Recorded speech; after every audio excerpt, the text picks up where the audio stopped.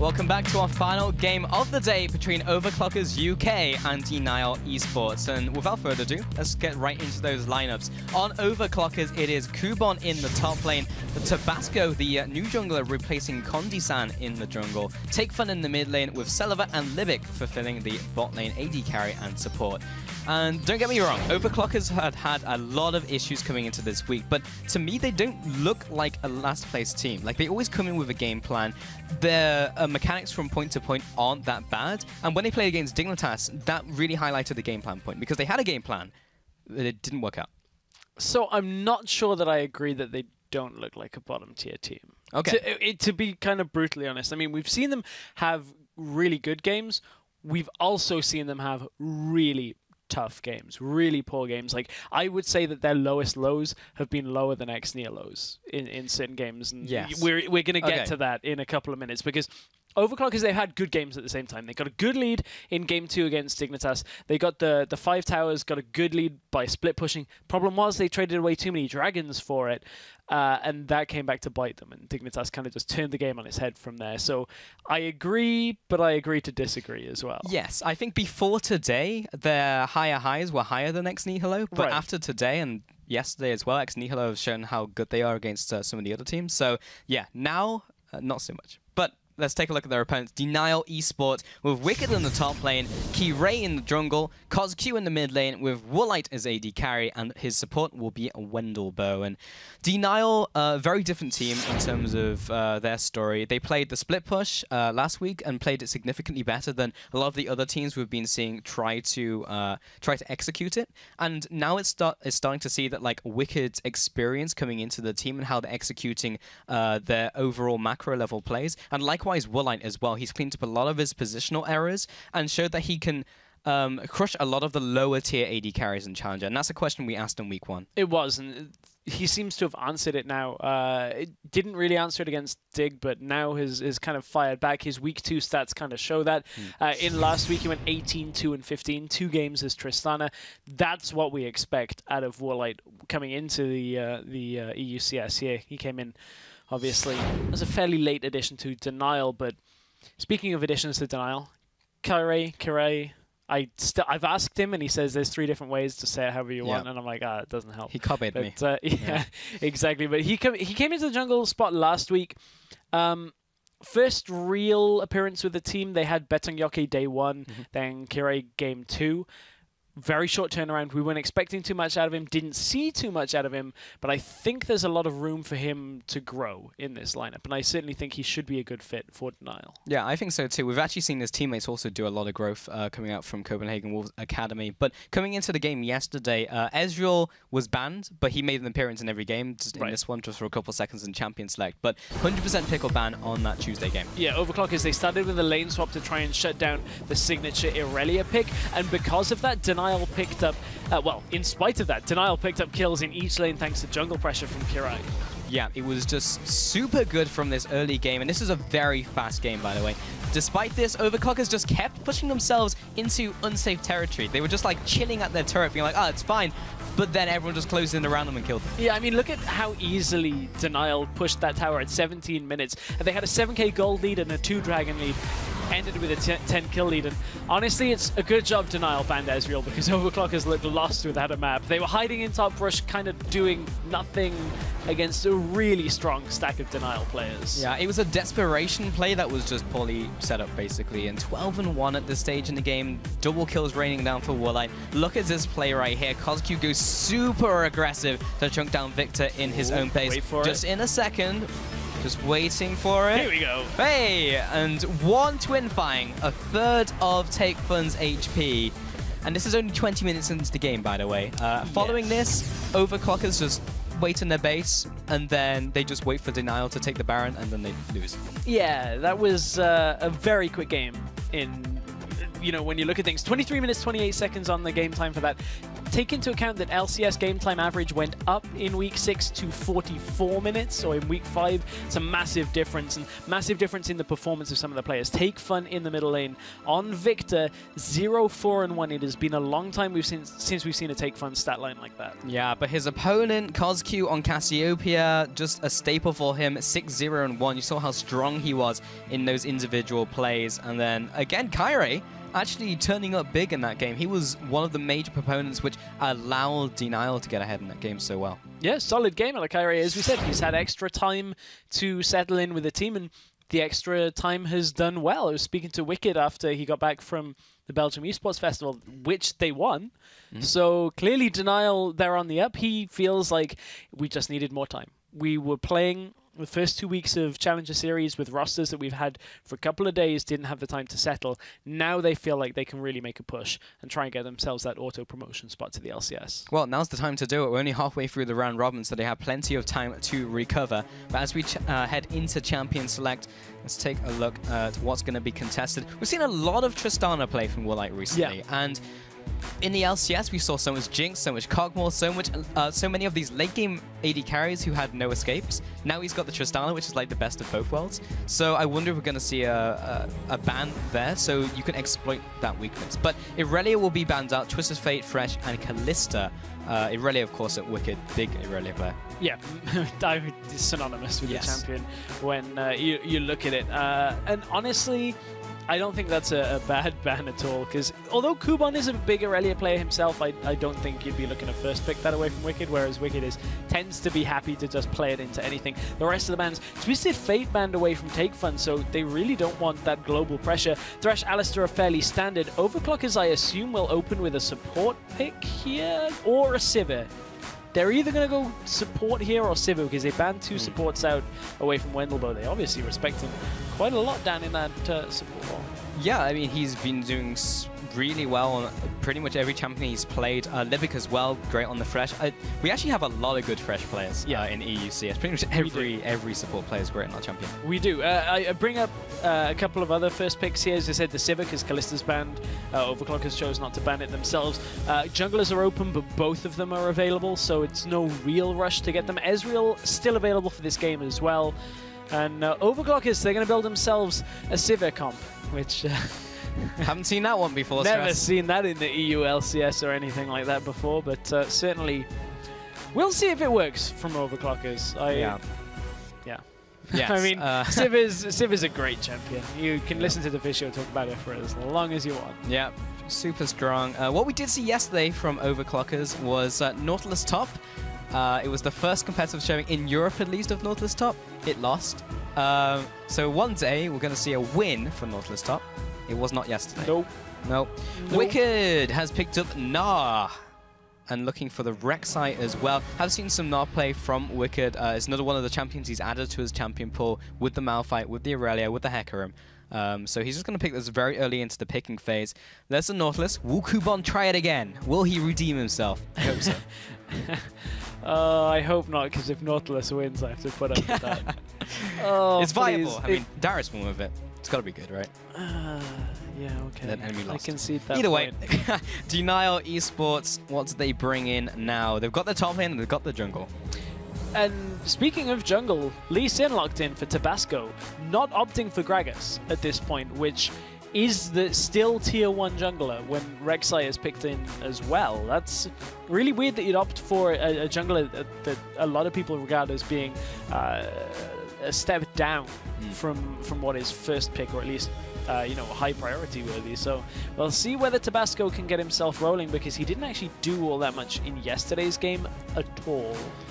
Yeah, interesting to see what dynamic he'll bring to the team as well. Condi-san just fit into the team. Right. He's a good jungler. Will Tabasco do more, as he's been subbed into the team? We're looking for the Morgana. That will be locked in. There's the Tristana again for Woolite. We're just seeing this pretty much almost every game when he can get his hands on it now. Yep, 4th game for Tristana for Woolite. So that is, I guess, if nobody's going to ban it, and it's available and it's working well for you, pick it. I mean, Woolite knows how to get a lead. Tristana allows him to hold the lead very well and scale later into the game. Also gives DNL the ability to push towers very quickly.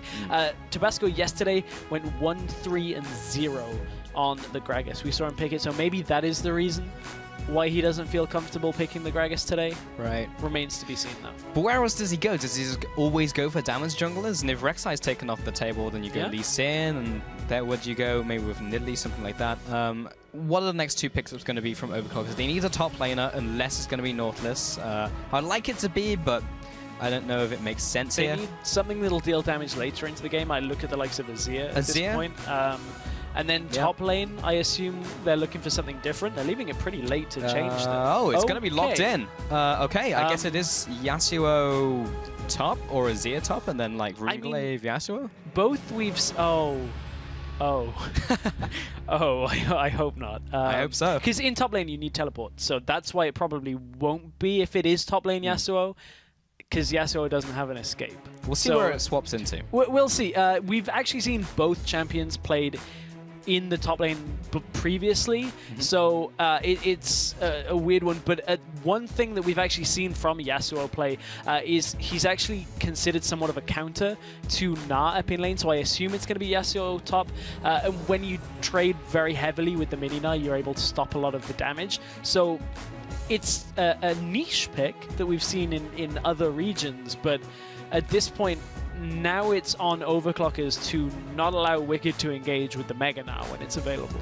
It's funny because Yasuo, all the way back in the day, JWoww used to play. Morsu as well played it in the playoffs, up against, I believe it was Origin in their game in top lane. So we've seen it before, even by these level of players. So bring it up against Wicked's Nah, we'll see. We'll see. I mean, I don't think it's a... As I said, we've seen it in other regions. Yeah. So it certainly is a pick that isn't just Kubon going, hey, I want this, which I would maybe attribute Morsu's to a little bit more.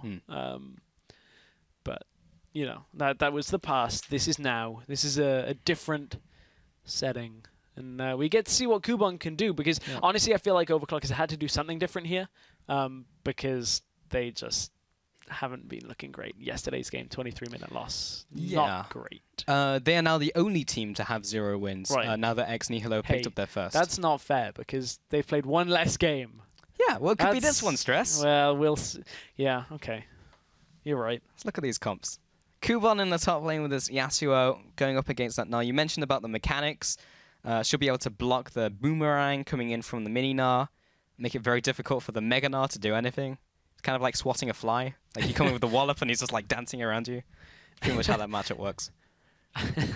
Yeah, I've now got visions of that being what happened yesterday, as I noticed your Twitter with you and having a bug fly into your room, and you decided to tweet about it for 20 minutes rather than actually deal with the bug. But nevertheless, over on the other side of the map is, I guess, a bit of a bug. Rek'Sai. It's kind of, no, it's not a bug at all. It's just a void creature. But Kyrie on a standard jungler. Tabasco is on somewhat standard with regards to Lee Sin, but we kind of have already touched on that. We'll see how Tabasco does in his second game. But honestly, on the other side of the map, Denial have a fairly straightforward composition. They got heavy late game scaling. This isn't a particularly meta composition, but it has a very clear goal of get to late game and crush you with a lot of damage. Yep. Azir, he's a bird. He eats bugs. He's trying to eat Denial, I guess. Can we stop this discussion? It's really bugging me.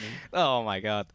Yeah, we got to get away from this one. Got to hear your opinion on bugs as you hop over to Twitter. And which team do you think is going to win? Overclockers use OC win, or Denial use DNL win? And we'll be checking in on your opinions later today. So far, they've been ringing true. Yeah. Pretty decisively, apart from the Ex Nihilo game. That was not true. Yeah, it was 50-50 ain't bad. Yeah, it's a percentage. Let's get into this one. Overclockers on the blue side, Denial on the red. Denial Esports on the up and up after the Esports Festival. Can they take that momentum into the Challenger Series up against Coupon, who is now on Yasuo in the top lane? Let's have to see how this dynamic will work out as well. So, Coupon can add his name to a fairly prestigious list of players, I suppose, that have been attempting the Yasuo in recent days. If my memory serves me correctly, Impact, I believe, even played it in NALCS, and I think it was one of the KT Rolster games. I think Sunday played it as well. So, you know, he can put himself into good company. Impact with Sunday, Morsu? all these players. He's now joined the list of top Yasuo players. Hall of Fame Yasuo top laners right there. Oh, Wicked going to be running away from Kubon here. Meanwhile, Wendelbo getting that sick harass onto Levick. Will be getting all that money. Now 15 gold in the bank. Selova finds his ward. It was placed down by Warlight, but overall the team's just fanning out, getting a little bit of early vision. If they can be cheeky and put down a ward into the opposing jungle, get some more vision, that'd be great. But so far it's just all up and down the river. Kyrie is able to get that one down just as Tabasco's walking away. And Wendelbo getting all these tormented soils down. Trying to get that extra value from his Spell Thief's Edge and his Masteries. Tabasco and his Lee Sin though.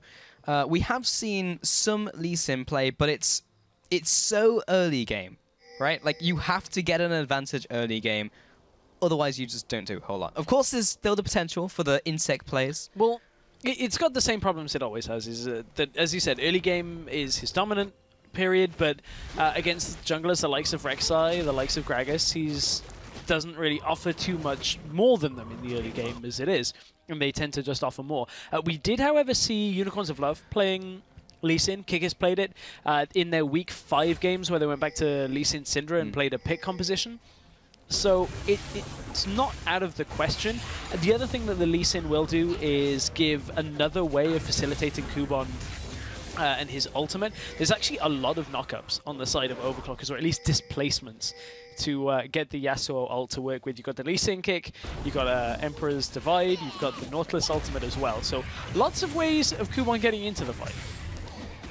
There is. Whether he can survive once he's got into the fight, that's another question. Yeah. Right, and Wicked, 2-manning the jungle. Tabasco taking away this red buff as well. And now Kubon heading through this jungle as we do have this lane swap in full effect. It is Warlight in the top lane. And now the blue are going to be taken away here by Denial. Overclockers heading into the opposing jungle to potentially take away those blue buffs as well. So they should be trading these buffs, so they shouldn't be falling behind too much. So yesterday we saw Overclockers initiate the lane swap to get themselves more pressure onto the Aurelia and fall very far behind because of it. This time Denial have initiated the lane swap to try and get more pressure onto the Yasuo, and this time they're looking to pick up a couple of kills for themselves at the beginning of the game. In goes Kyrie, gets a flash. We'll take it. Yeah, we'll take that. Didn't even have to use his own at that point. So real easy trade there. And now Take Fun walks in, wards, and finds himself Wicked in the bush. So Overclockers know that they can now look to push the turret because there were 2 people mid rather than on the turret. But look at how fast Tristana pushes turrets. It's not at the same rate as Overclockers, but that's 2 people against 4. And every time that explosive shot comes up, they're going to start chunking that turret faster and faster. Yeah, Overclockers should definitely get this bottom turret. They have another minion wave coming in as well, so it's right here. Denial, can they take this turret? It's down to 50% HP. Does anyone go top? Kubon has teleport if he wants it. He's level 2, up against definitely a Warlight and Wicked, and probably a Kirei if he goes up there. So he may just want to walk it, may not want to teleport straight in and then leave himself exposed up there.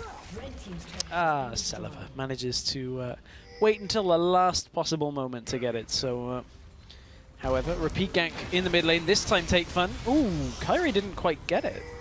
No, he unburrowed at the wrong place, and Take Fun just walked away from it. So and he used his flash for that.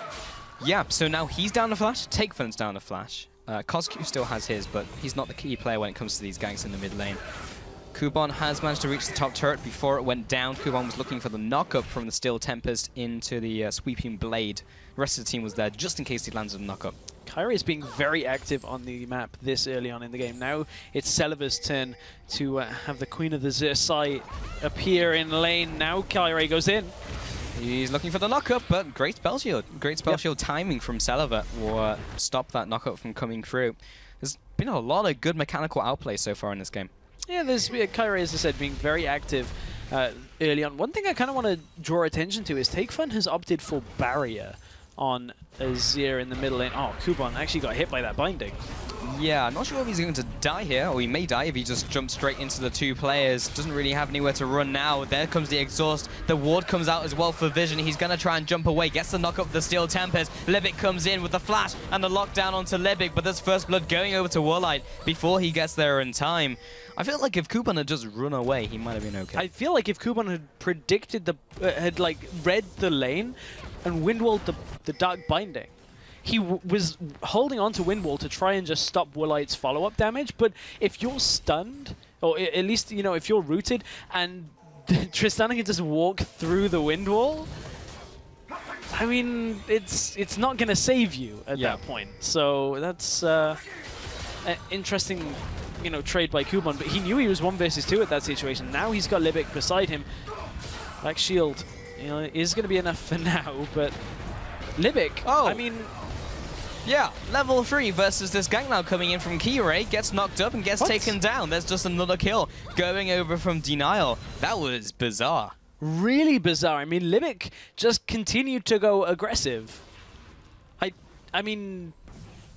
Kuban wasn't with him. No, he was just Denial minions. Just had the numbers advantage, and they knew it. That really weird. This game is starting out basically how yesterday started, was in the lane swap, Overclockers fell apart, and it's happening again at this point. Now, 2 kills already from Denial onto Overclockers. It looks like we're in for a repeat game, same as yesterday. And, that doesn't really spell a good time for Overclockers. Yeah, and this has all been really started off. The momentum swing has been started off by Keyray. He's just been going from lane to lane, adding pressure, getting some summoners, and then each lane is just won for Denial.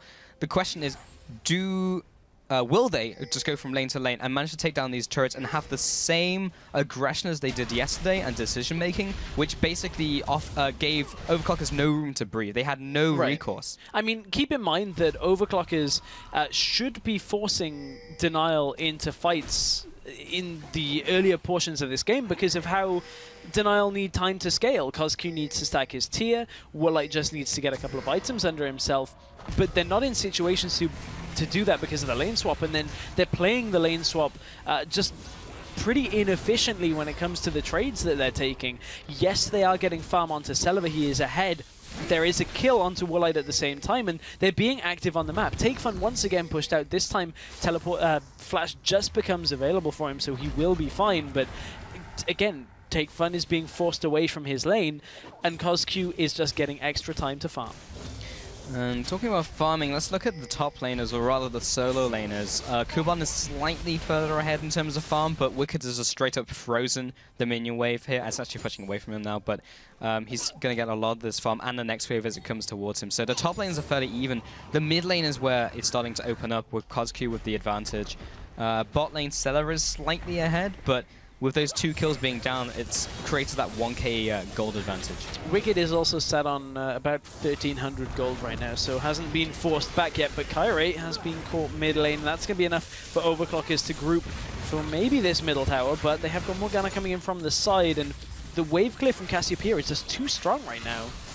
There's no way they can effectively push up on this turret, even with that many people there. Yeah, Cassiopeia can clear out a wave basically by herself, even against a large number of people from Overclockers, and that rotation just didn't do a whole lot. And one of the reasons that she's so efficient at cleaning waves and being in that kind of situation is you cannot dive a Cassiopeia with her ultimate up.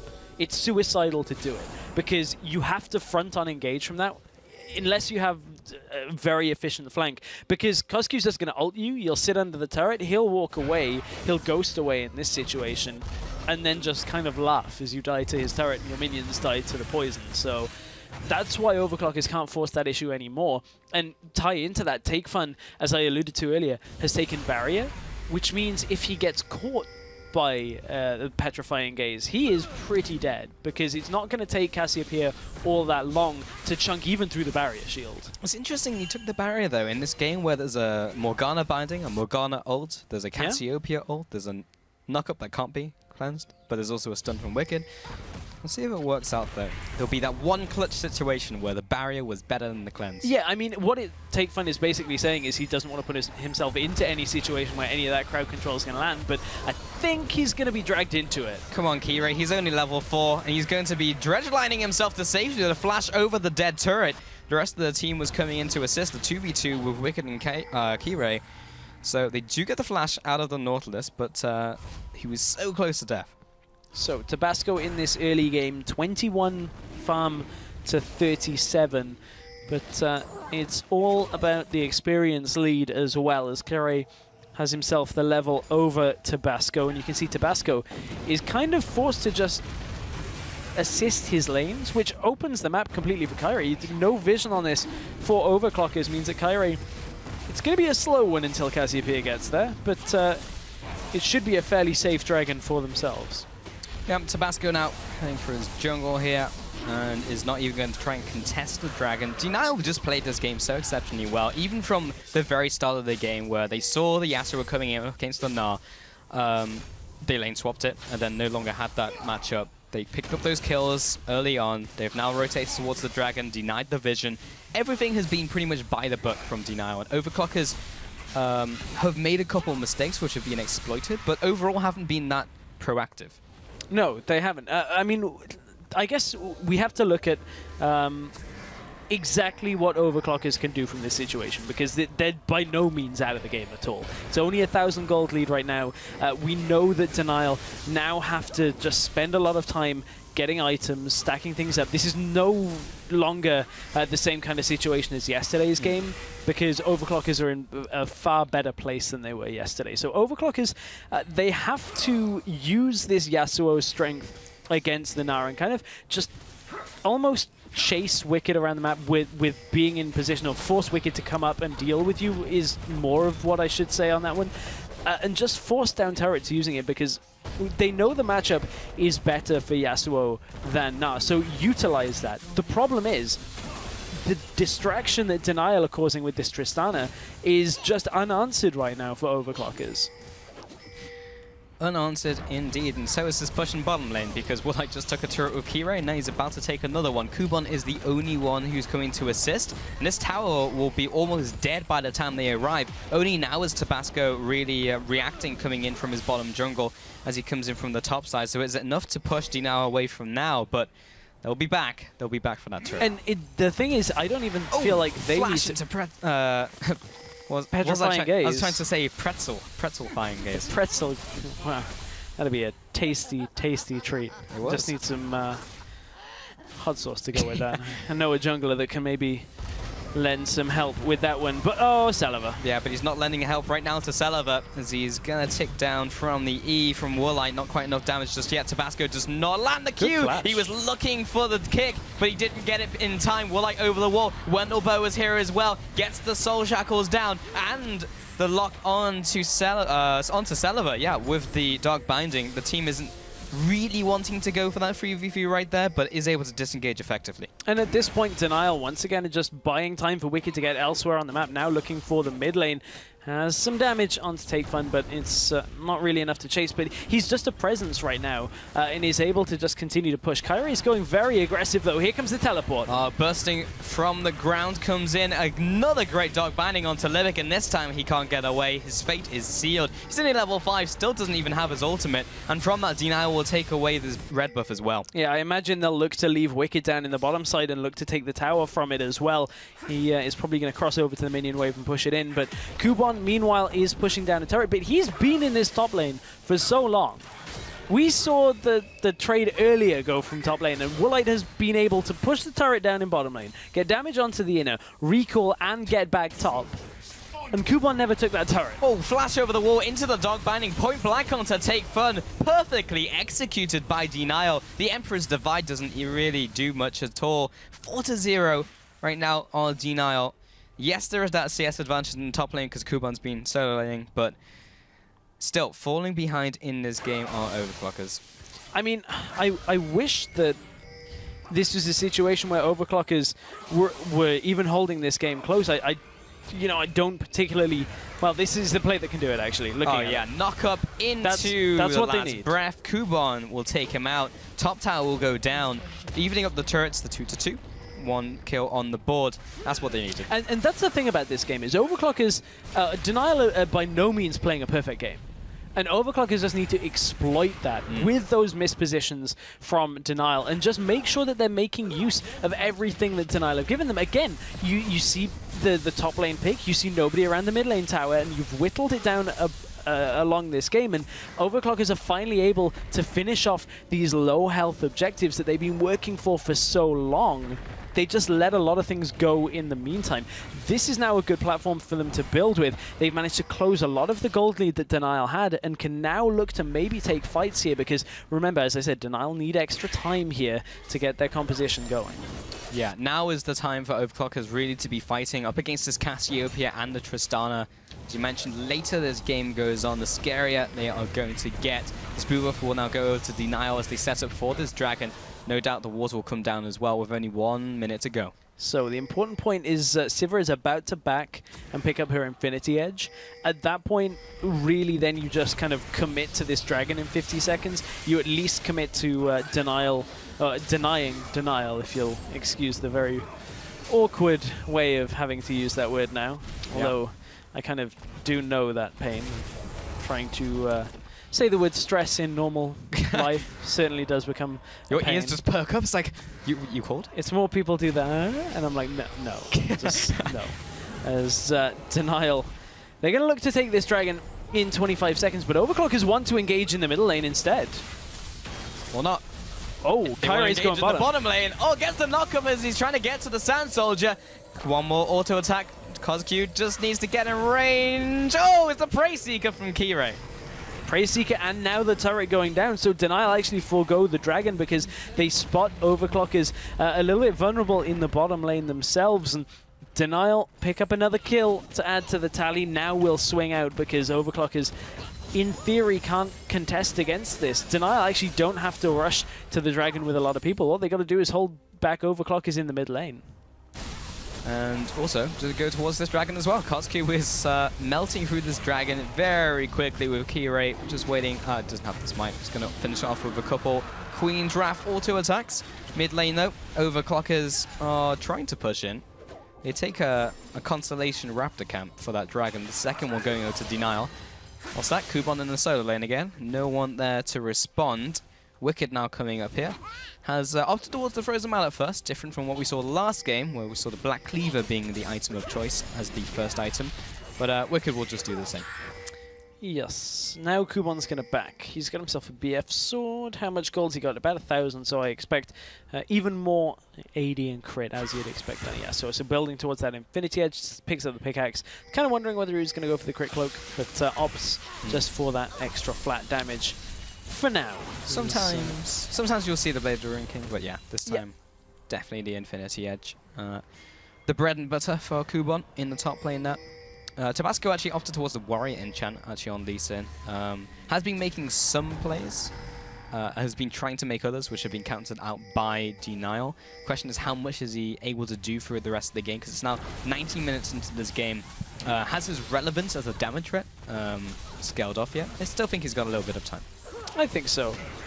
One thing that kind of will track throughout the game is exactly how long or in what situations are Kuban and Wicked 1v1 against each other. Kuban has actually avoided most of them recently, and that was a nice attempt there onto Denial from Overclockers, but Overclockers have actually not really utilized this favorable matchup for themselves at all in this entire game.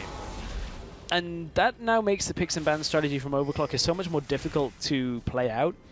Yes, as we said, they have a lot of knockups for the teamfight facilitation. But if Kuban is out split pushing at the beginning of the fight and all of the engaged tools and knockups are already used from Overclockers, then it's difficult for him to actually get himself into the fight with last breath. That's true. Yeah, teleporting in late can sometimes be beneficial because as more of an assassin pick, you do want to be slightly later as everyone is being softened up. But at the same time, you do also need a way to trigger your last breath. Well, there's the Cellular ultimate trying to get on top of Cosq. He will be flashing away. The depth charge will bringing him very far away from this fight. Wicked now coming in with the wallop, gets the knock-up as well. Keyray will come in and take him out. Libic is also getting chunked, doesn't have the support of his allies. Takefun following up with the damage, get them with the Emperor's Divide. Tabasco now comes in, lands the Q, lands the autos, flashes forwards, lands the last auto, and Wicked does manage to take him out. Takefun trying to respond with the damage. Selva now going one-on-one with Willock with the support of Takefun. This has been a very messy fight, but has resulted in a 3-for-3 so far, unless Takefun can get anything else. Looks like that's not the case. Overclockers managed to drag DNL into a fight at the exact time in the game that they should be looking for that kind of situation, and Overclockers take a fairly even trade. Consider that DNL have had the lead for all of this game. Overclockers dragging DNL into that fight is basically how they're going to be able to come back into this. They have to take these fights. You can see how much damage Selva had, but now Wicked has brought himself back. Takefun is in a lot of trouble. Yeah, you're not going to outrun the Frozen Mallet there, Azir. And he will get caught out and die. The middle turret did go down now, 3-3 in turret as well. There's 2 Dragon advantage. It's not up for another couple minutes to go yet, though. Mid lane Cosq has actually opted towards the Archangel stuff very early on, along with the Abyssal Scepter. So, yeah, upgrading that a little bit earlier. Bot lane, though, Kubon. A little bit caught out. He'll be teleporting away. Will he get disrupted? I mean, Wicked doesn't really have anything, so no, he will not. But that is the teleport down, pretty much syncing up with Wicked's, though.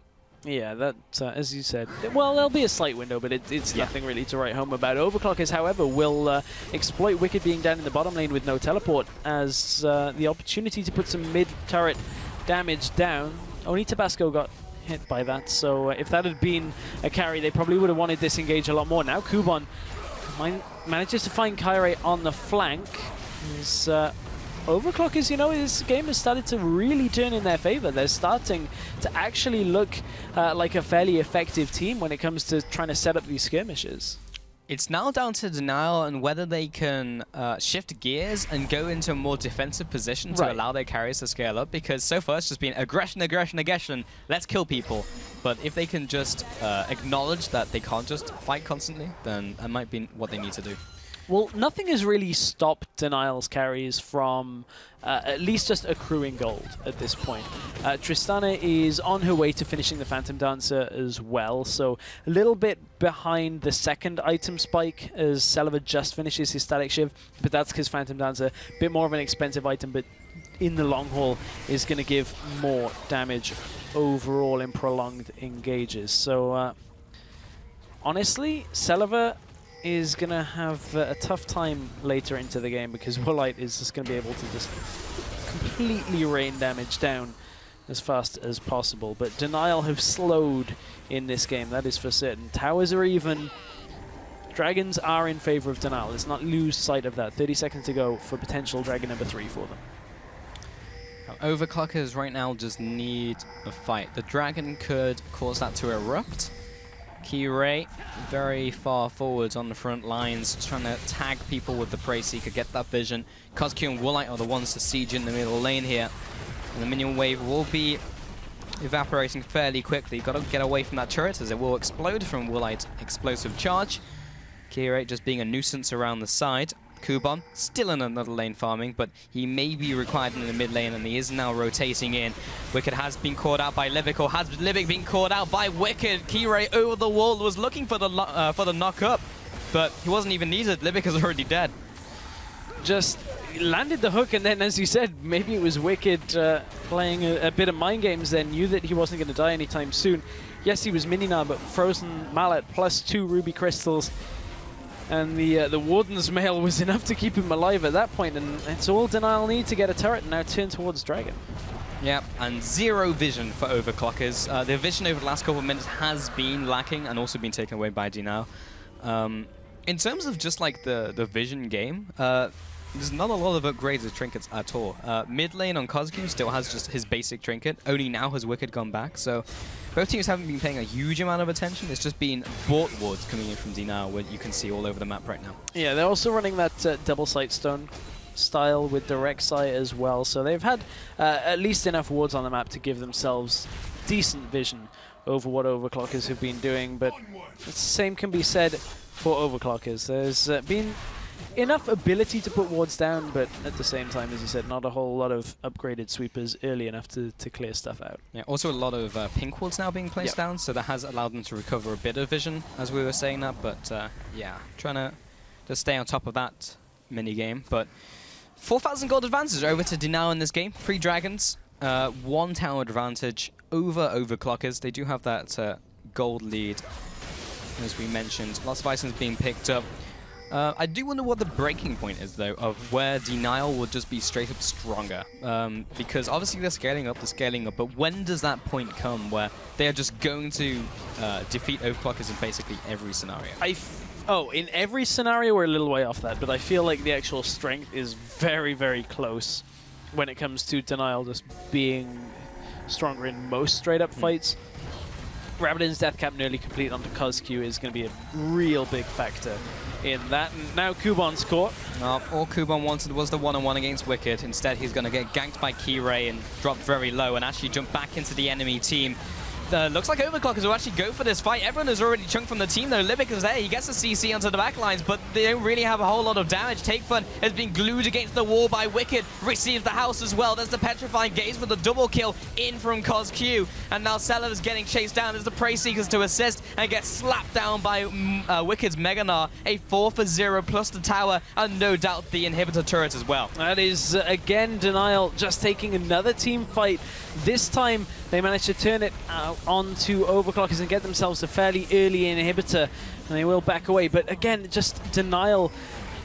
Overclockers have a composition that should be able to teamfight, but they gave away so much early into the game that they've just been behind the entire time and never were really able to take many decisive team fights. They took an even trade of 3 for 3, but that one certainly DNL is absolutely squashing Overclockers. Yeah, Overclockers showed some signs of life and now look like they've almost given up in this game as well, as we saw yesterday. They are still trying to just farm up, but we haven't seen the Yasuo do much. Like, he was denied the one-on-one, but then in teamfights has not landed like a multiple-man last breath following like a good multiple knock-up or something that would allow him to get into a fight. So, yeah, it's going to be hard for Overclockers to come back into this game, but DNL going to make it harder for them. That ward died very quickly. Wendelbo putting more vision into the top sides of the map. Baron may be the objective now. In the bot lane, CosQ may have found Kubon, so we might find ourselves a one-on-one here.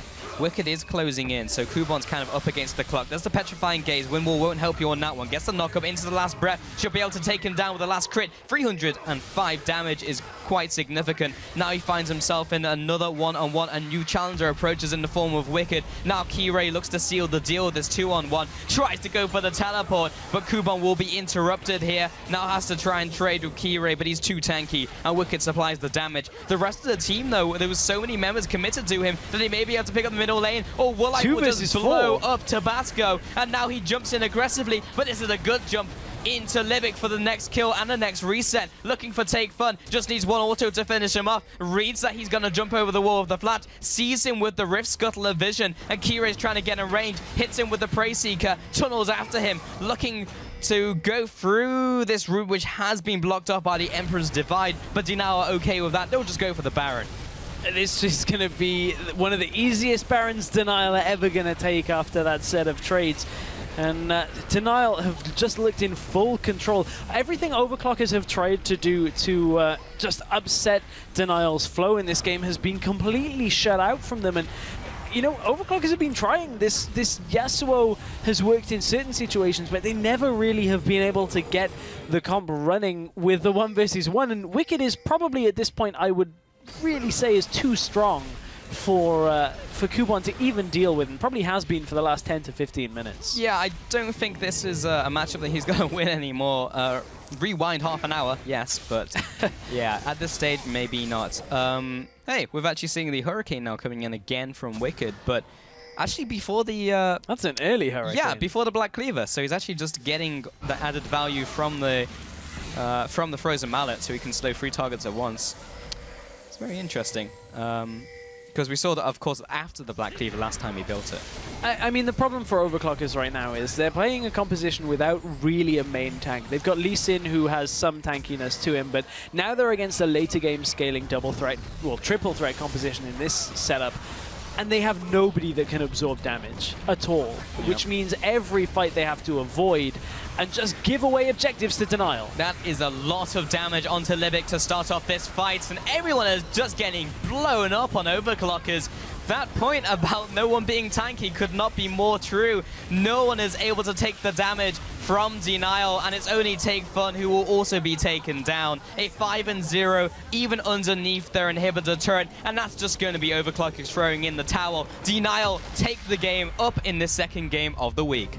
I mean, another convincing performance from Denial in this third week of games. Certainly the turnaround since their roster changes, now they've had time, seems to be working for them. Oh yeah, they had a shaky couple first weeks, but now, yeah, Denial looking great, and definitely looks like a team who could potentially even challenge Dignitas when we get into the playoffs. Yeah, I guess for Denial it maybe is unfortunate that they drew them so early on. Yeah. Now that they've had time to settle, I think that's a really intriguing matchup that hopefully we'll get to see in the playoffs. But, you know, on the other side of the rift, it's another just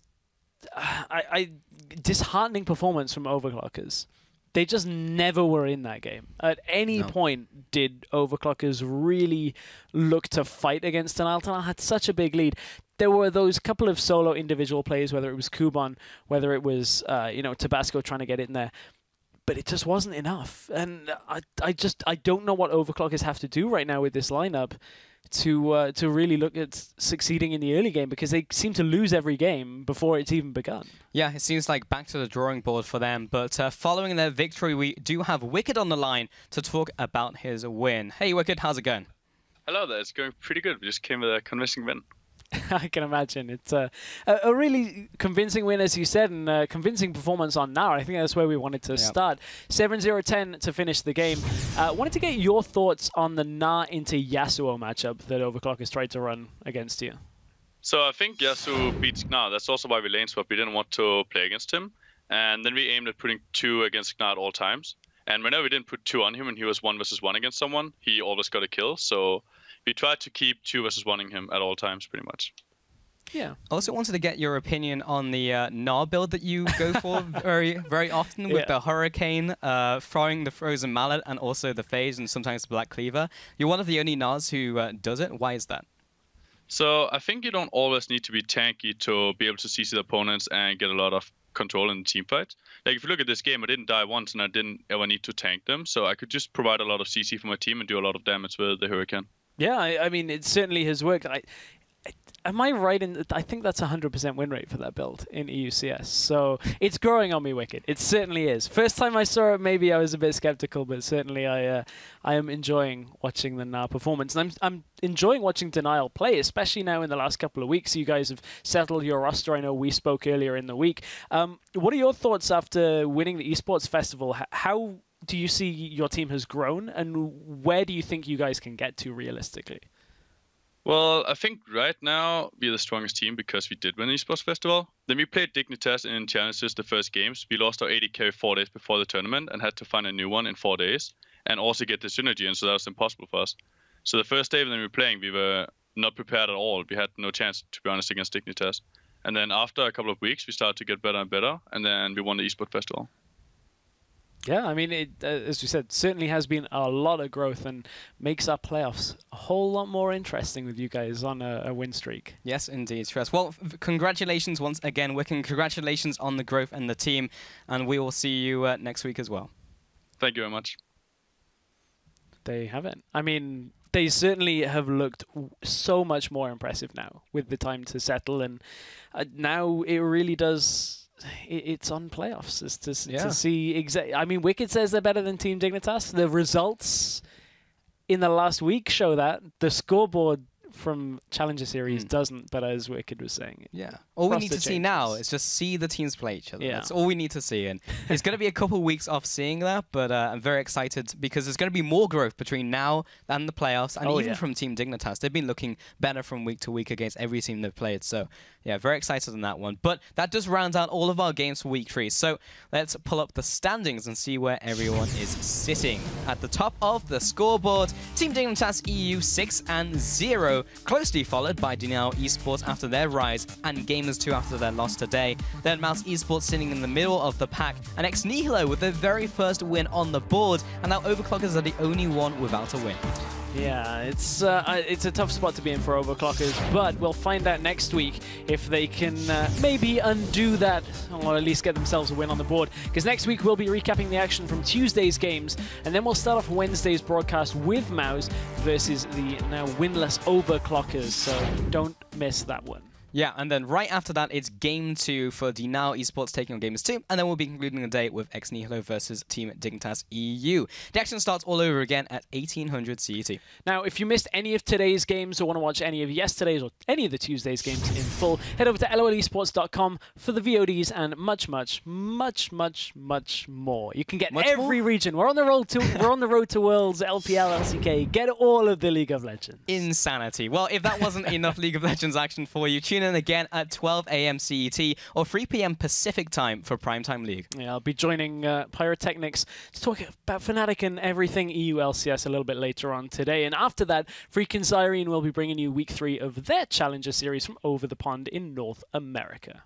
Well, that's all from us here at the European Challenger Series. So from myself, Stress, and the Challenger broadcast team, thank you for watching, and we'll see you next Wednesday.